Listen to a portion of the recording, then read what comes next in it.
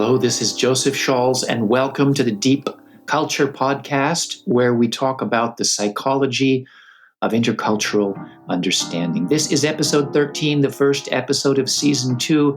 We are going to continue to explore how brain and mind sciences can help us understand things like, how does culture shape our perceptions? Why are we blind to our own biases? Why do we get culture shock? And I'm here today with my co-host, Yvonne Vanderpoel. Hello, Yvonne. Hi, Joseph. Great seeing you here. Great seeing you. We're starting season 2. We've done this for more than a year now. How does it feel? It's amazing that it's already our second Deep Culture podcast season. And I really enjoyed last season and the reactions we even kept on receiving during the summer. In my family, there are a lot of things going on, but it's always great to have this time here with you and with our listeners. And how do you feel about starting season 2? You know, it's a strange time for me. I've been living this kind of international lifestyle for many, many years, and it just stopped. You know, all the study abroad students that I have been teaching are gone. The whole countries are closed off. No foreign travel. There are no foreign tourists in Tokyo. The Olympics were held under a state of emergency here in Tokyo. I was not able to visit my family this summer. So it's a very uncertain time, and that's in spite of the fact that I'm more fortunate than many, many people.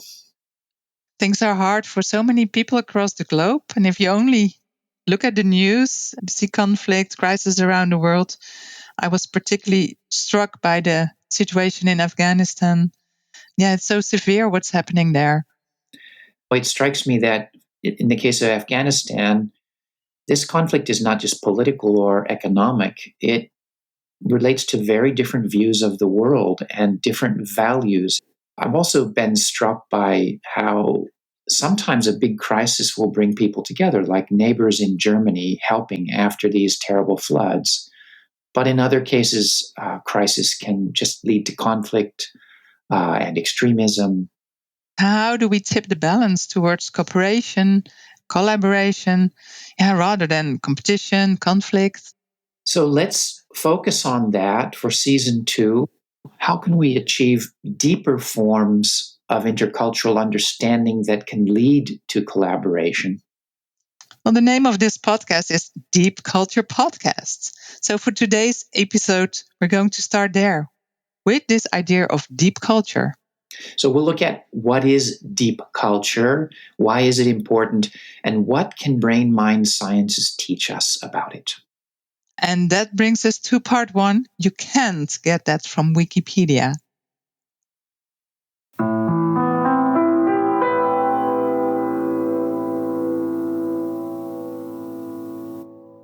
Joseph, the title of your first book is Deep Culture, The Hidden Challenges of Global Living.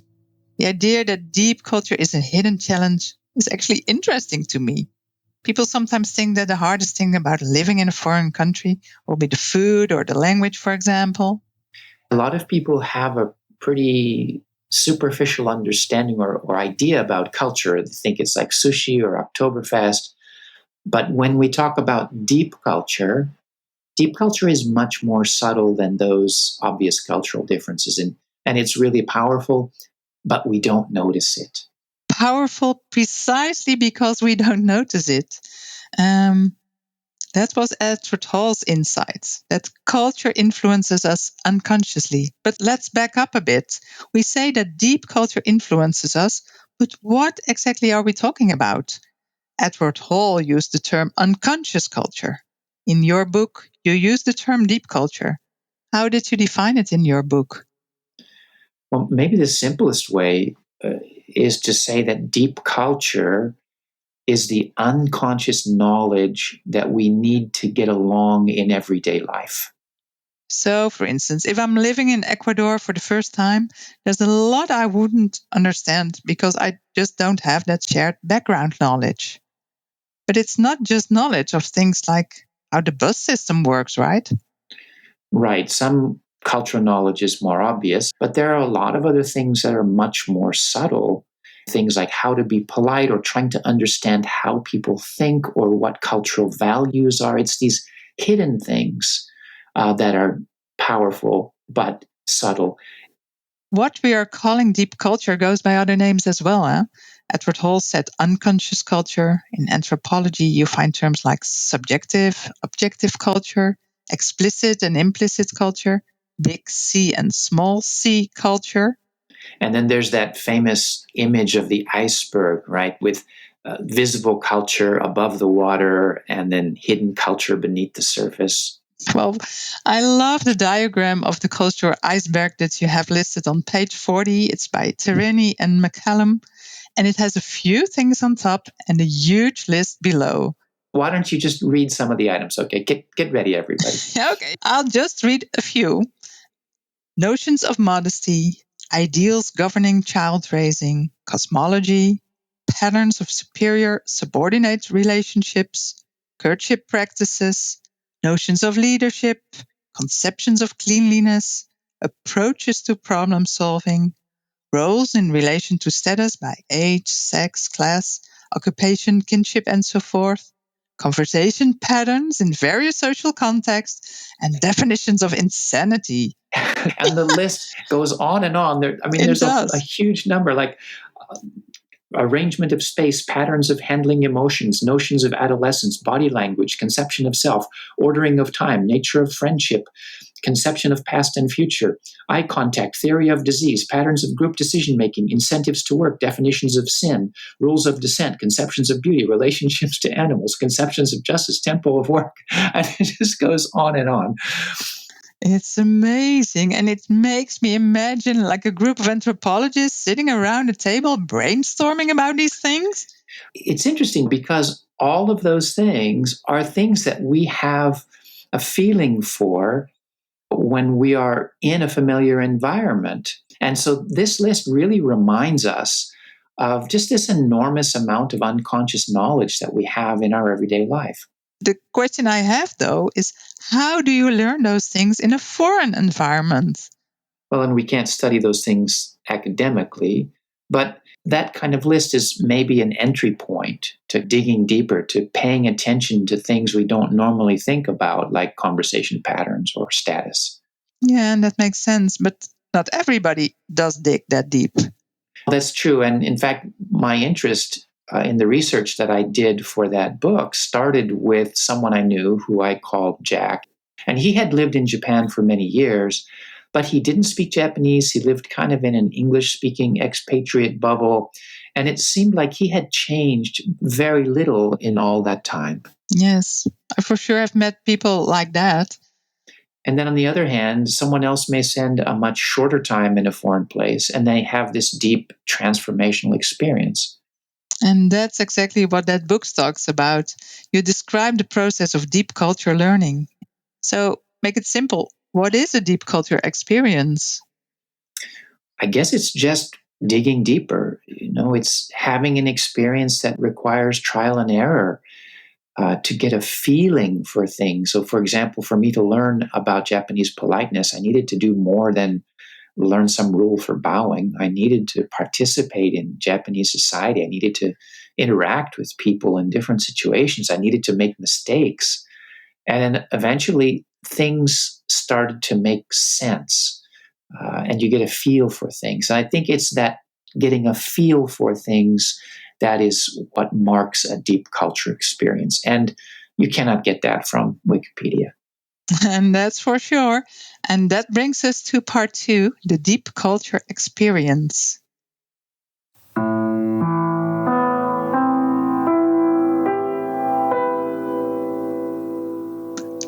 Coming back to your book, Deep Culture, Joseph, you have a lot of quotations from people talking about their foreign experiences. Those quotes come from research I did, talking to people who have been living abroad. And one thing that I learned was that if you listen closely to these stories, you can kind of spot these moments of deep cultural learning. One of the things I noticed was that they're often very small things that stick in your mind for a long time afterwards. So the fact that you remember the experience is evidence that it had an impact. Exactly. I can't remember what I had for lunch 3 days ago, but I still remember the first time I tasted chili and lemon flavored potato chips at a bus station in Mexico when I was 19. And I remember these taxi brus stations in Madagascar. And taxi bruses is like the public transportation by cars. But they fill up person by person. And of course, they only leave when the car is full with passengers. And that can take a while. And, these everyday experiences can seem very minor, like chili and lemon potato chips, but the everydayness is kind of the point. It's this feeling like, okay, so what's normal for me isn't normal here. That's the essence of a deep culture experience. That reminds me of a quote from your book, The Intercultural Mind, by someone visiting Zanzibar. Yes, that was one of my students. I call him Ray in my book, and he was from the United States. And this is the story that he recounted.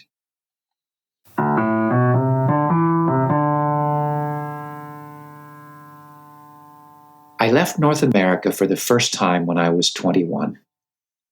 I can remember quite clearly the first time I felt intercultural shock.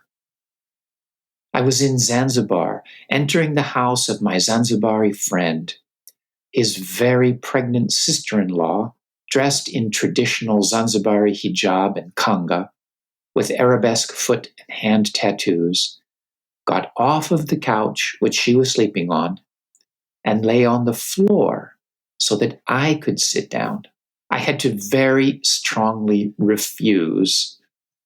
And for the first time, a very heavy lump of deep culture shock sunk down my esophagus. People in this country were different, not in the way Chinese and American food are different. People here were psychologically completely different, and it scared me.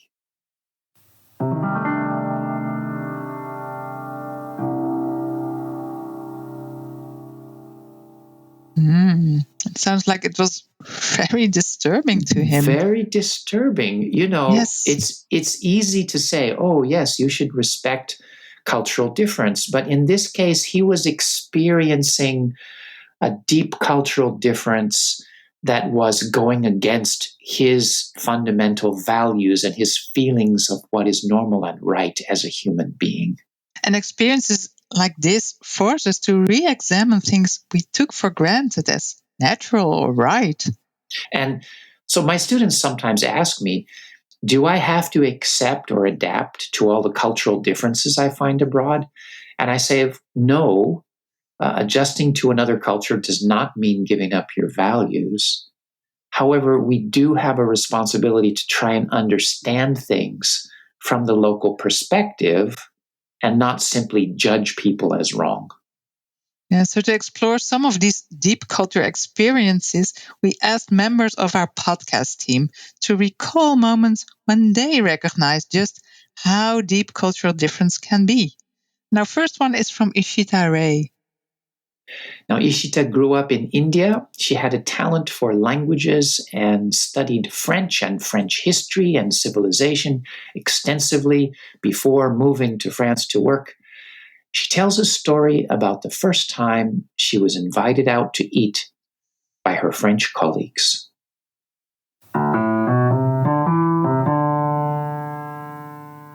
When I was in France for the first time, I was invited to a dinner at a restaurant with my colleagues from a school where I had just started working.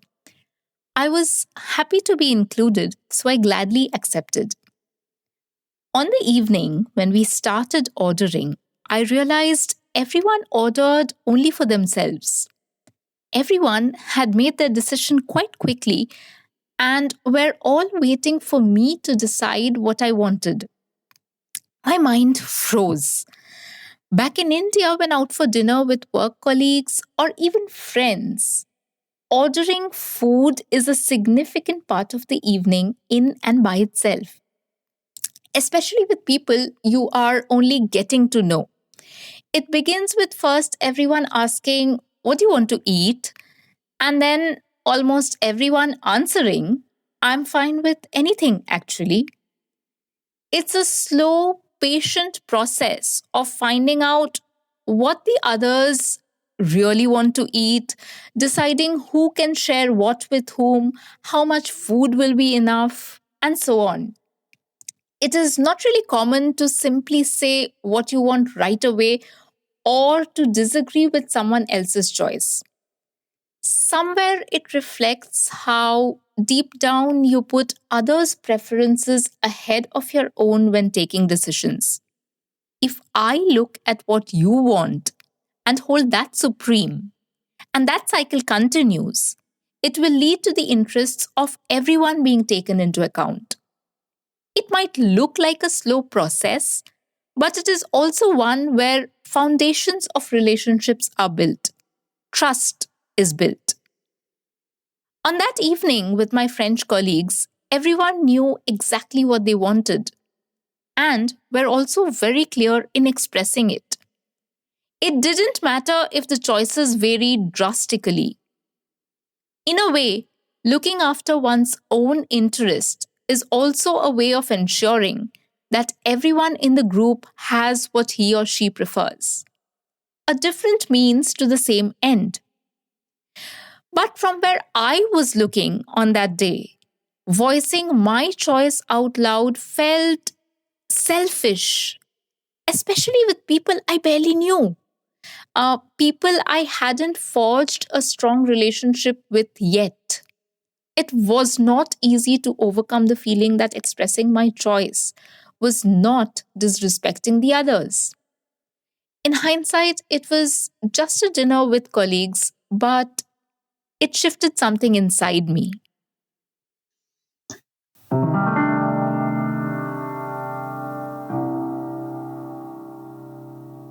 Wow, that's interesting. She said, voicing my choice out loud felt selfish. And there are a couple of things I find really impressive about this story. I mean, first of all, this was an everyday event, but it really made a big impression. But also, having a negative reaction to cultural difference is really common. It's a kind of psychological resistance to the difference that feels uncomfortable. Yeah, but even though this felt selfish, she didn't judge her colleagues or the French culture. No, on the contrary, she actually figured out there was another cultural logic at work. So in India, everyone takes responsibility for each individual, so everyone gets taken care of. And in France, each individual takes responsibility for themselves, so everyone gets taken care of. And these are really two different deep cultural logics. Let's hear from another member of the podcast team, Zeina. She grew up in Lebanon, but her mother was from neighboring Syria. And she tells the story of visiting the village her mother comes from and the culture clash that came up.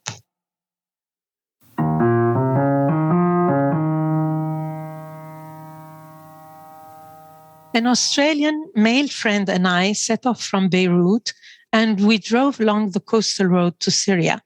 We wanted to spend a couple of days exploring the towns and localities situated on this route and also to visit Latakia, my mother's hometown.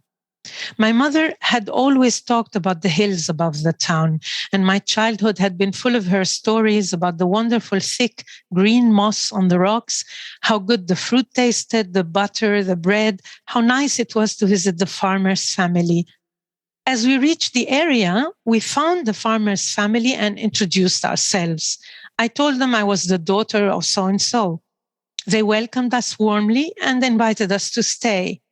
So we sat on cushions on the floor of a veranda overlooking the hills. And as we sipped coffee out of tiny little cups, Ali, the farmer, announced that they would slaughter a sheep for us and we would eat with them. I refused. I was horrified at the thought of them slaughtering a sheep because of us and felt like leaving as quickly as possible. My refusal came as a result of a deep culture clash. I trampled on their laws of hospitality because something deep inside me revolted at the thought of an animal being slaughtered so that we could be properly welcomed and honored. I had just wanted to get to meet them, see the area because of my mother and my biography. I wanted all of this according to my own rules and conditions. I didn't think of the fact that the meat would also feed the family after our visit. Of course, the visit was short, the sheep was spared, but back in Beirut, I heard the complaints about my behavior, how I traveled alone with this ajnabi, foreigner, wearing jeans and smoking, and how I didn't stay for a meal while they had wanted to prepare it in the memory of my grandfather. In a few words and in their eyes, I hadn't understood anything of their world. Culture clash within the same culture.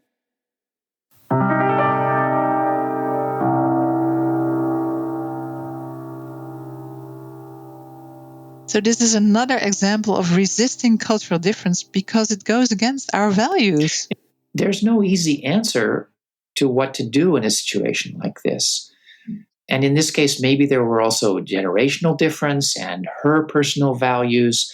So these things touch many different parts of the self, and it can be quite tricky. So let's listen to one more story. Daniel is Swiss and has lived all over the world. He tells a story of when he moved from China to Japan with his Japanese girlfriend, Mitsuko.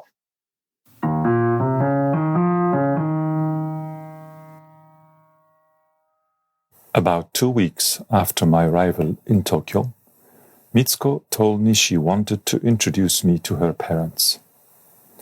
Mitsuko and I had met in China 2 years before, while we were both exchange students at Nanjing University. I was curious to see Mitsuko's parents' reaction to the formal announcement that she was now living together with a foreigner. Her parents were living in the countryside about 1 hour north of Tokyo, where they owned a small farm. From Ueno Station in Tokyo, we took a local train to Omiya and then a bus to a village named Okegawa. It was a sunny Sunday morning, and there were lush rice fields and trees all around us. From the bus stop, we walked about 10 minutes, and then we were home. She had spent 2 years in China without a break, and it was the first time she visited her parents since returning. She rang the doorbell, and we waited a few minutes in suspense.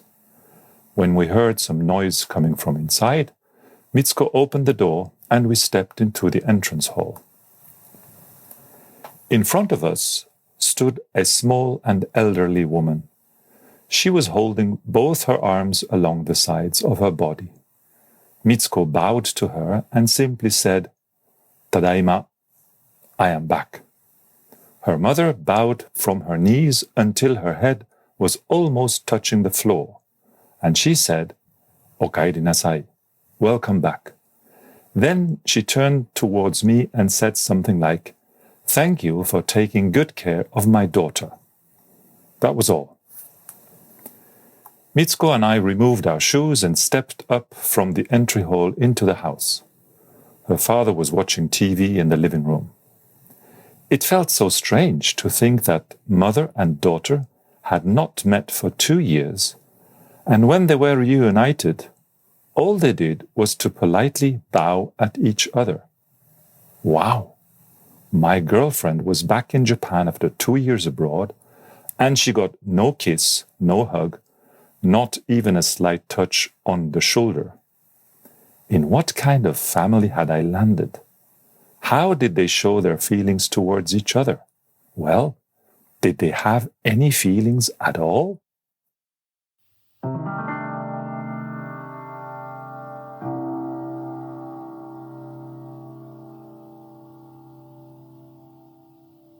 Deep culture difference can give us the feeling that there's something fundamentally wrong, like what Daniel said, almost inhuman about how people act. And Joseph, what's your experience? How typical is this for Japan? Well, I don't think that most Japanese would find the situation bizarre. And of course, in some cultural communities, emotion is seen as very positive and something that needs to be expressed. But in some communities, emotion is seen as something very powerful, something you need to be careful with. And I think that's my experience in Japan.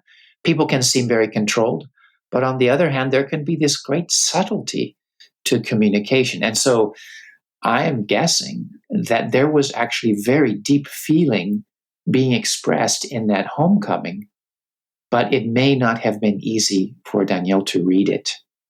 And so again, it's in these everyday moments that stick with us because they touch something so deep. These are all great stories, and they raise the question, what is happening in the mind during these moments? Is there mind and brain research about deep culture? Well, that brings us to part 3, the science of deep culture.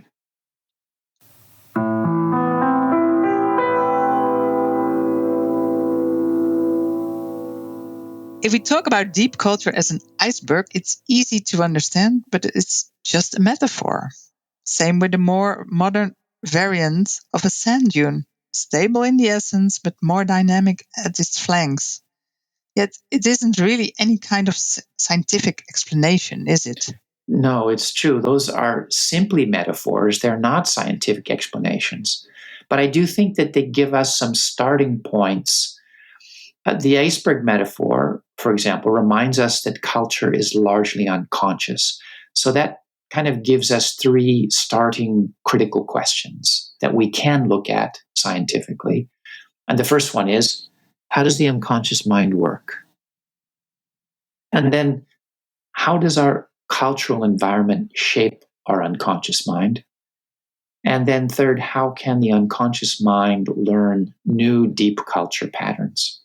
That might be too much to answer in one podcast. There's a lot of research out there, right? Yeah, when I was researching my book, The Intercultural Mind, I found there was a lot of research about the first question, how does the unconscious mind work? And a lot of research about the second question, how does culture shape the mind? But not so much about the third question, how do we learn new deep culture patterns? And let's skip the first question for the moment. And if you, listener, want to have more info about that, check out episode 5 of this podcast series. It's called 3 Brains, 2 Minds, and 1 Person. And that talks a bit about the structure of the unconscious mind. And now let's continue then with question 2. How does culture shape our unconscious mind? First of all, Joseph, who does research like this? Well, a pretty wide range of people, psychologists, neuroscientists, cognitive scientists, just the people who study brain and mind. The academic fields would include cultural neuroscience, cultural psychology, cognitive neuroscience, social psychology. You might hear some big names like Shinobu Kitayama or Richard Nisbett, for example. Yes, it's interesting research, but it's a topic you need to spend some time getting into because you won't find simplistic answers. You need to be ready for some complexity. The brain is complex, cognitive processes are complex, so any talk about cultural difference of these things is going to be complex. Just as one kind of example, one line of research uses fMRI, brain scans, to check patterns of brain activation during different cognitive tasks. So, for example, when Chinese people think about their mother, their brain lights up as though they're thinking about themselves. Whereas when an American thinks about their mother, their brain lights up as though thinking about a stranger. Yes, and from American perspective, it might sound like Chinese aren't independent. And from the Chinese perspective, it sounds like Americans don't love their mothers. Right. And this is fascinating that they find these results, but it can be a little bit frustrating too. They have come up with evidence for cultural variation in lots of different areas, information processing, emotion, identity. But at the same time, we have to take this all with a grain of salt. fMRI studies do not tell you how the brain works. They simply provide a snapshot of brain activity. There's tremendous variation between individuals. So even when you do find patterns, it's just an abstraction. And let's bring the conversation back to where we started, deep culture. It's safe to say that research supports this basic idea that culture shapes our mind at the deep levels of self. And that is, as we keep saying, the key insight of Edward Hall. And of course, his work was my starting point and the starting point for this podcast, too. We talked about 3 questions. So as for question 3, how do we learn deep culture patterns? We talked a bit about the need to recognize patterns, but there's a lot more we could talk about. Things like predictive processing, which is very important, or embodiment, or pattern recognition of the intuitive mind. And that's all too much to go into now, but let's hope we can get to them into another podcast. I guess it's about time to wrap up this episode. It was nice to have a break in August, but it is even better to be starting this new season with you, Yvonne, so it has been great. Yeah, wonderful to kick off the new season today.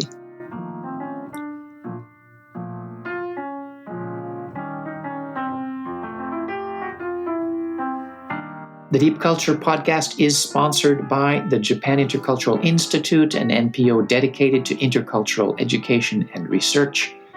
If you are interested in going deeper into these topics, you can do that at JII's Brain, Mind, and Culture Masterclass. To find out more, search for the Japan Intercultural Institute. We'd really like to hear from you. Write us at dcpodcast@japanintercultural.org. Also, we are on YouTube. Please subscribe. Please add comments. And today, a special thanks to today's contributors, Ishita Ray, Zeina Matar, and Daniel Glinz, all members of the podcast team. And thanks to our sound engineer, Robinson Fritz, and everyone at JII. And of course, as usual, thanks to you, Yvonne, for spending this time with me. Well, thank you, Joseph. Thank you, listeners. And see you all next time. See you next time.